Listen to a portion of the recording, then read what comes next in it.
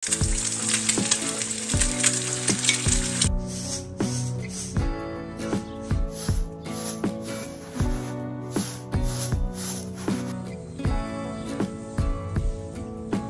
در آخر که مرغ کمی پخت 20 دقیقه آخر بامه یعنی مرغم پخت دیگه. روغنمون داغه پیاز اول ریختیم، بعد اینم از پیازمون خیلی خوش رنگ و طلایی شد. اینم برنج، هر کی جوجه میخوای برداری. جوجه برداشتم.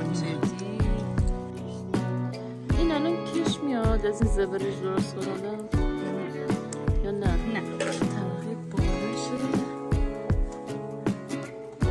خیلی خوبه. منظر اینجا عالیه.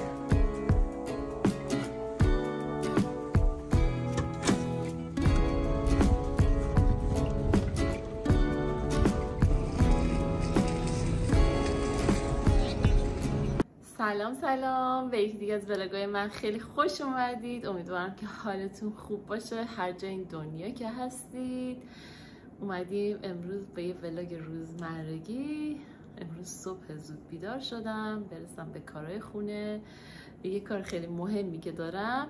چند کیلو برنج داشتیم و اصلا یادمون رفته بود که اون برنجه تو کمد هست، تو کمد پایین راپله. بعد دیگه از برسر که اومدیم یهو دیدیم برنجمون حشره افتاده و امروز برم پاکسازی. تو این چند روز برنج رو ریختیم توی یه لگن خیلی بزرگ و گذاشتیم که بیرون حشره ها برن ازش. و حالا تو گوگل سرچ کردم گفتن که مثلا سیر، فلفل، چیزای تند اگه بزنیم تو برنج اون حشره ها میمیرن. الان میخوام برم با یه سینی برنج رو به قول ما شمالیا طباخ کنم. با من همراه باشید تو این ولاگ روزمره. لایک، کامنت و سابسکرایب یادتون نره. مرسی که همیشه همراه هم هستید و نگاه میکنید. بریم که یه روز قشنگ رو داشته باشیم.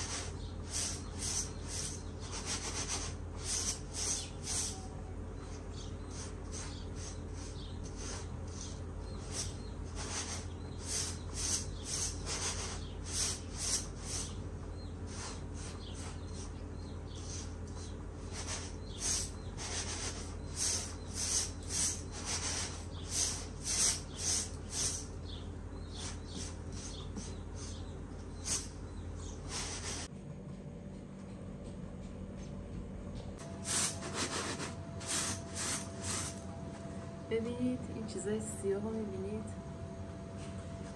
اون حشره‌هایی هستن که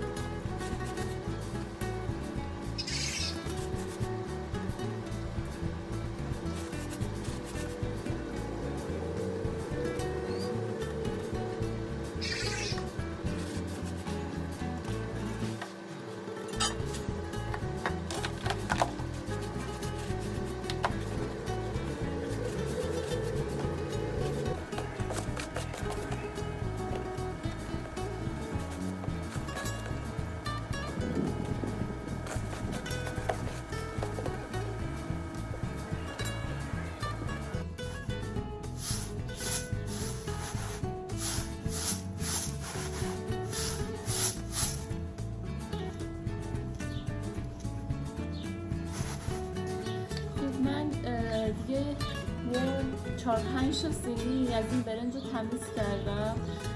همین الان مامان آجی سر زنگ زد قراره که با مامان اینا بیان خونم. البته مامان و آجی سهر و شوهرش و بچه‌هاش. بعد دیگه زنگ دادم آجی نسترن هم بیاد برم نهار درست کنم، برنجم ببرم بشورم، برم نهار درست کنم، با من همراه باشید.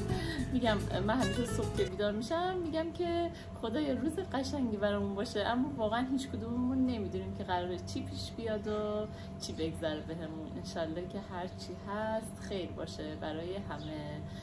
بریم یه نهار خوشمزه درست کنیم، جای شما هم خالی.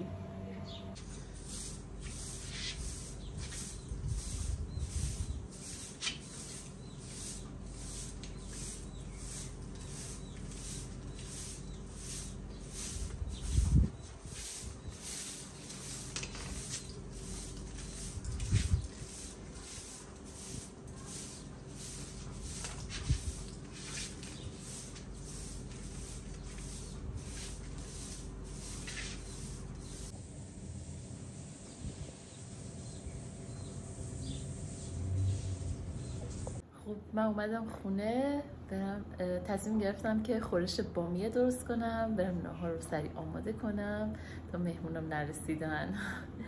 دیگه کارهای خونه رو همیشه شبا که انجام میدم، دیگه روز خیلی کار زیادی ندارم. خب من برنجم رو شستم، آب برنج رو گذاشتم، دیگه خورش بامیه رو هم بار گذاشتم.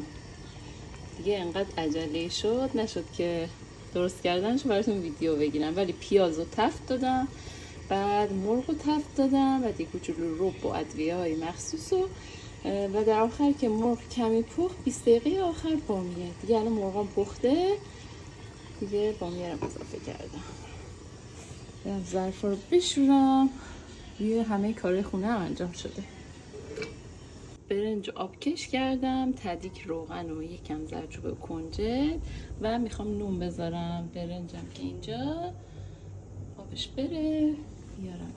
خب دوستای عزیزم، ما دیگه نهار خوردیم. یه معذرت خواهی کنم به خاطر اینکه اصلا نتونستم ویدیو بگیرم، یعنی اصلا شرایط نبود. حقیقتش مامانم یکم آزمایشاش خراب شده بود و بعد نوبت دکتر داشت، همچنین آجی سر اومده بود که حامی رو ببره دکتر و کلا ما دیگه نهار خوردیم و رفتیم بیرون و کارای اینجوری. اصلا نشد که براتون ویدیو بگیرم. یکم رفتیم منجیل رو گشتیم.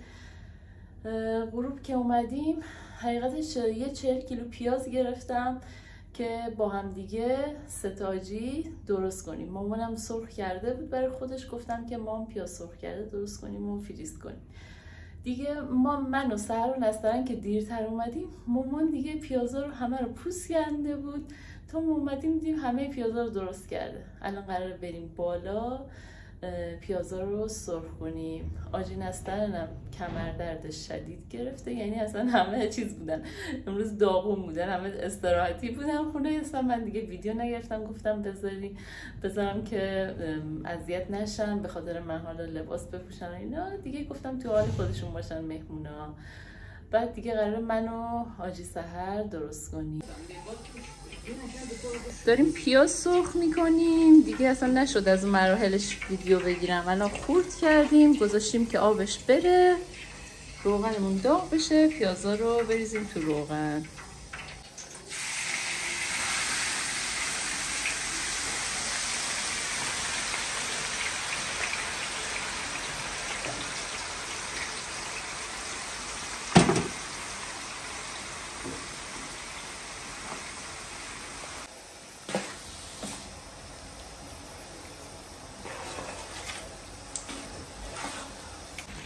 خب این پیاز توی روغن قشنگ سرخ میشه تا وقتی که طلایی رنگ بشه.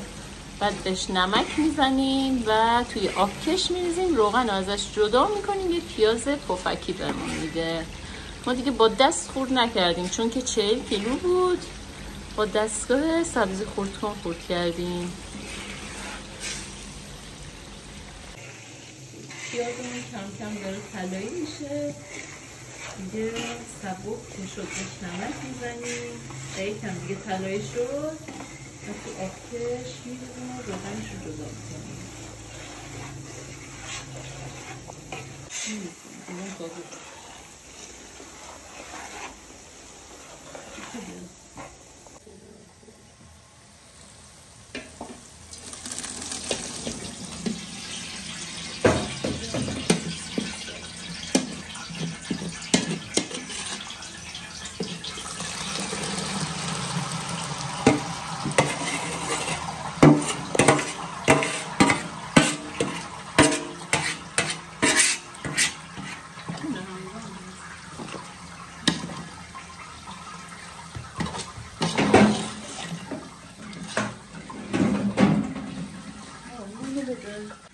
پیاز رو که ریختیم تو آبکش هم میزنیم تا قشنگ روغنش خالی بشه.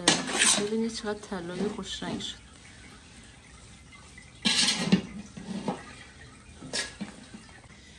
خب این تشنمونم با نون بربری با نون تمیز میکنیم دیگه، نیاز به شستن نداره، یعنی هر بار نیاز نیست که بشوریم. خب این پیاز رو برمیداریم. سری دومم دیگه روغنمون داغه. پیاز اول ریختیم بعد روغن. اون تهش رو دیگه رو نمیریزیم، فقط روغن صافش رو میریزیم.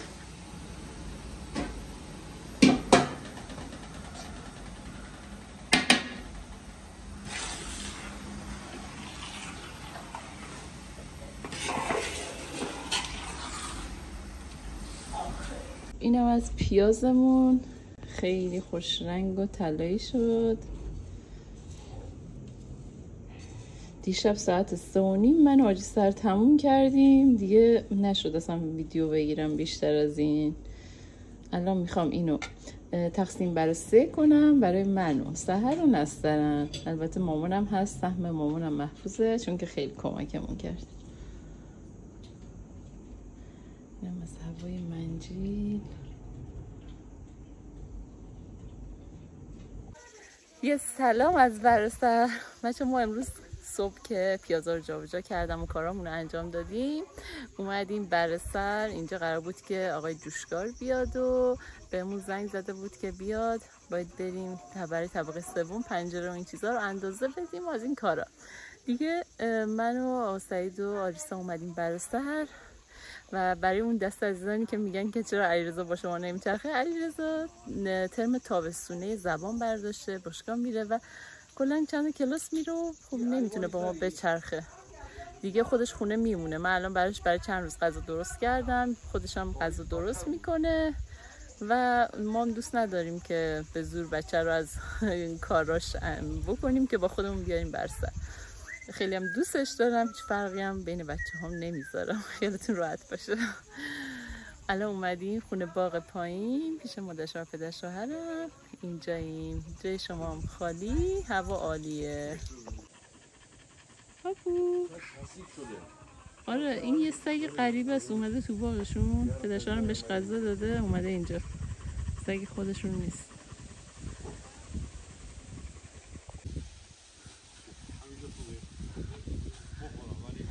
این سگ مهمونه این باغه، دارم بهش غذا میدم. خیلی سگشون هم ماده از شیر میده انگار. شمدونیا چه خوشگل شدن. اینجا هم ببینید تازه باغچه درست کرده، یعنی اون دفعه درست کرده بودن اما توریشو نزده بودن. سبزی کاشتن. پاپو برو دیگه، من میترسم. پاپو برو. بریم یه سر به باغ بزنیم.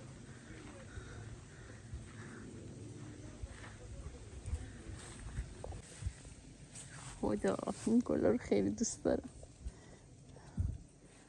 خیلی خوش رنگه.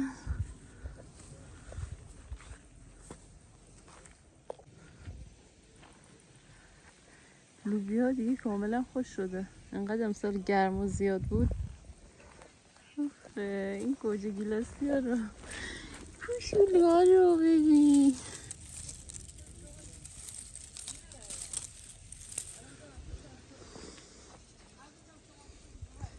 اصلا گوجه سر باغ خوردن واقعا مزهش فرق داره، خیلی خوشمزه است.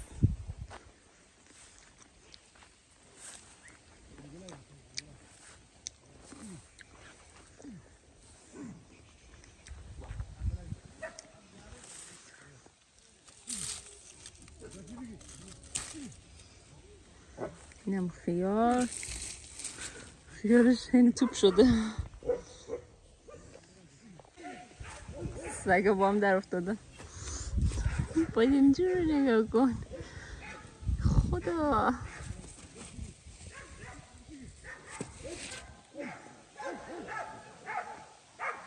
سگای باغ فکر کنم برای اون سگی که تازه اومده مهمون شده دارن اینجوری سر صدا میکنن. من میترسم.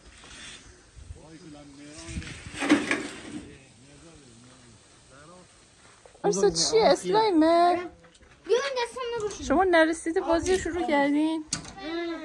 الی بس من فعلا نیاد. اینم برنج. گوجه نبردیم، گوجه بزنه ای جوان دوست دارم. الی از من فیلم بگیر. نه بگیرش کن. دو تا 5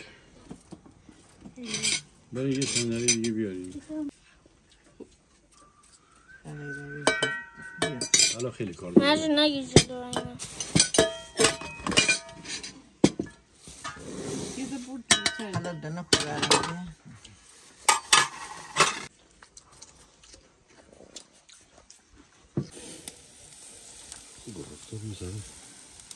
اینم از ناهارمون. جای شما خالی. اینو ببرش. ببرم؟ آره ببر من اونو بیار. باشه. اونو نکشیم. همون کی نمون. نانبیزه. الی اینجا خیار نمک هر کی گوجه میخوای برداری. جوجه که برداشتم. کنجدی دست شما در نکنه. ما اومدیم بالا پیش ماماینا. مامان داره پنیر محلی درست میکنه با نمک یا بدون نمک؟ نه تو آب نمک بود. زعفران کوچیکه.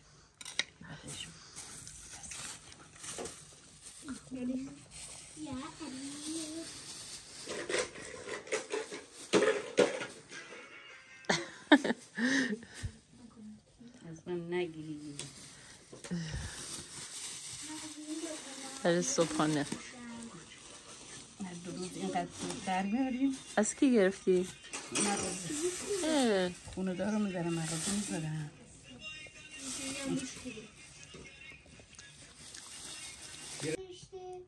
این الان کش میاد از این زبرش درست کن آدم یا نه؟ نه نیست، سرخ نیست، چون تو آب نمک نذاشتن. اون کش بیاد باید یه روز اول رو نذاری اصلا.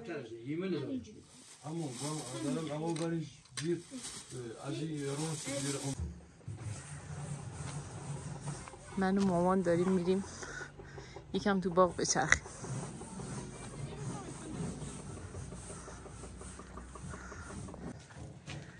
امروز اینجا خالیه.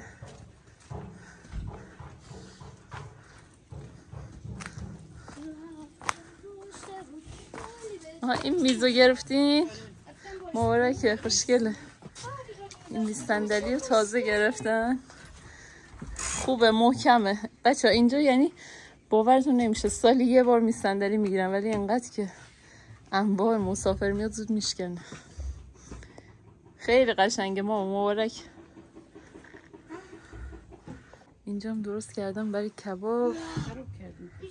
روش هم درست کرده بودی نه؟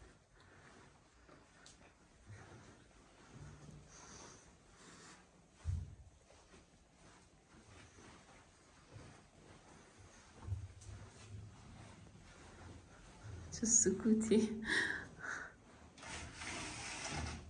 از اینجا من همش رد میشدم. بیا مامان بیا تو.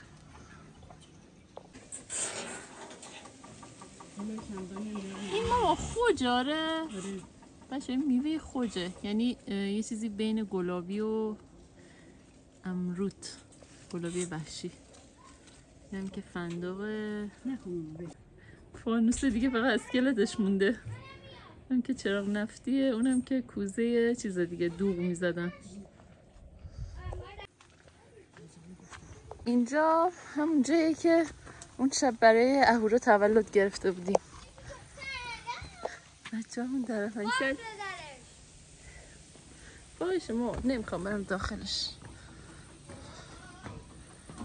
اینجا ویوش خیلی قشنگه.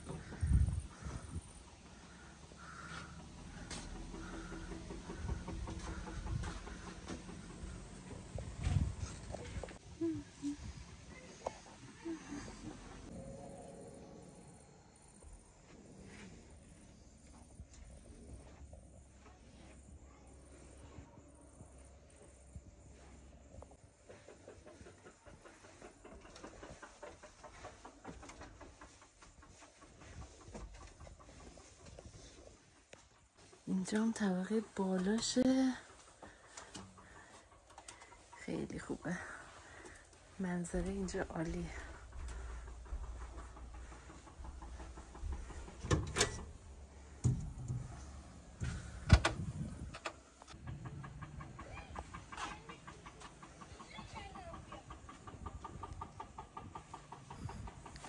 بچه تاپ بازی میکنین؟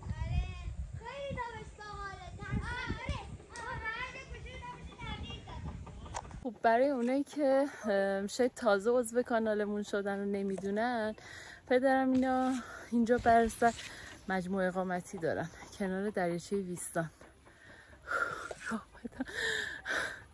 بعد اینجا 4 تا حالت خونه، کلبه، حالا هر چی که اسمش میشه گذاشت، حالت ویلایی دارن. یعنی چند تا سبک مختلف دارن، هم ویلایی دارن، هم حالت کلبه سوئیسی دارن، هم کلبه گیلانی دارن، هم بومگردی دارن.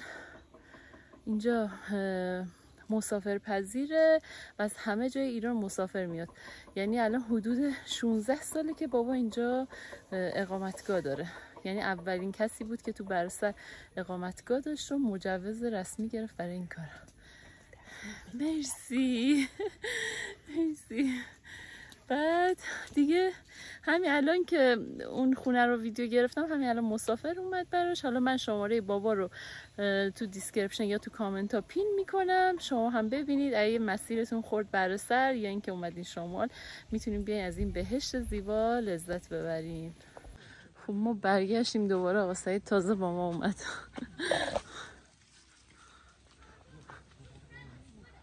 حالا بریم اینجا، کلبه گیلانی اینجا که بچه ها دارن تو حیاتش تاب میخورن. چیکار میکنید؟ بخون. رفتم پشت بون قالی بتکونم، قالی خود نداشت خودم بتکونم. حالا زندانی چقدر تابش خوبه اینجا، واقعا خنک فوق‌العاده است. یک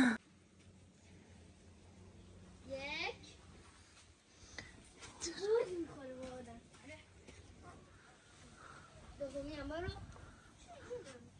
چارگاه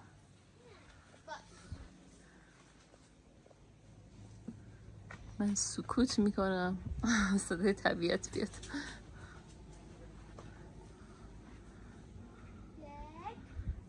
یعنی جعبه شیرینیه. بیشتر ببینید مسافرهایی که میان هر کدومشون خاطره می‌نویسن. امروز با مهمونام از زنجان اومده بودن، روز خوبی رو سپری کردیم، هواش عالی بود، دوره هم تو این اقامتگاه لذت بردیم. خیلی کلبه زیبایی بود، روزای خیلی خوبی رو سپری کردیم. من و همسر و دخترم از تهران اومده بودیم، واقعا راضی بودیم. ممنون از این فضای زیبا و دلنشین که ایجاد کردین. کلبه خیلی زیبا، نوستالژی میباشه. ما هم خیلی اتفاقی اومدیم، همش یهویی شد. شب اینجا رو اتفاقی پیدا کردیم ولی خیلی خوش گذشت. سلام، تشکر جهت ارائه خدمات کلبه، تجربه خوبی بود. چه جالبه. اول دبیرستان بود که خاطرخواهم شد. بعد از کلی دوری و مشقت و دلتنگی بالاخره بعد 18 سال به هم رسیدیم. شاهرخ، عاشق پایمردیتم. اینجا دومین سفر آروم زندگیمونه. آخه عشقشون ابدی. هر کی یه خاطره نوشته. دفتر جالبیه. بچه مراقب باشید. باش، دیدم فضلشم. اینجا رو هم که میبینید دیگه شده جنگل گل محمدی. بابام نمیدونم چند سال پیش، 7 سال پیش، 8 سال پیش، دقیق یادم نیست، یه نیسان حدود 5000 ریشه گل محمدی آورد و توی این فضا کاشت. و اردیبهشتام که دیدین تو ولاگا برداشت گل محمدی دارن، همینجوری برای خوش کردن و مثلا تو چای استفاده میکنن. برای گلابگیری گل محمدیش، برای مربا مناسب نیست. بعد دیگه همینجوری مامان خوش میکنه، مسافرها که میان اینجا ازشون میخرن یا سوغات میدن، محصول باغشون. چون که اینجا ارتفاعش خیلی بالاست، خیلی مثلا همه ساله محصول میوه زیادی نمیده، چون که مثلا امکان داره اردیبهشت برف بزنه و اون میوه مثلا از سرما بسوزه. بخاطر این گل محمدی اینجا عالیه. اینم از اقامتگاه. اون یکی خونه که بزرگه هست، همیشه نمیشه که از اونجا ویدیو بگیرم. اونجا کامل ترینه تو این خونه ها که اتاقای خیلی بزرگی داره. یه اتاقش 20 متریه فکر کنم، یا 24 متریه، یه اتاقش 20 متریه، یه ایوون یا تراس خیلی بزرگتر داره که مجهزتره. ولی مثلا از این مدلی که سرامیک و کامل چیز اوکیه. ولی همیشه بیشتر اونجا مسافر هست، چون اونجا اول خونه بود که ساخته شد. به خاطر این همه میان اونجا رزرو میکنن و اونجا نتونستم ویدیو بگیرم براتون.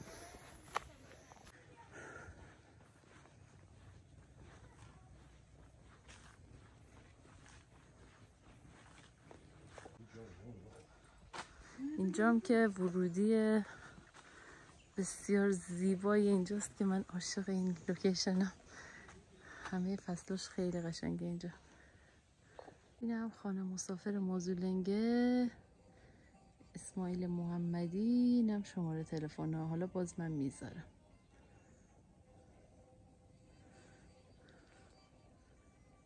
مرسی از نگاه های قشنگتون. ممنون که تا آخر این ویدیو همراه ما بودید. ممنون از نگاه های پرمهرتون. مرسی که وقت میذارید برام، کامنت میذارید. مرسی که بهم انرژی میدید. خیلی خوشحالم که کنار شما عزیزان هستم. امیدوارم که این ولاگم دوست داشته باشید. تا ولاگ بعدی خدا نگهدارتون. لایک و کامنت و سابسکرایب یادتون نره.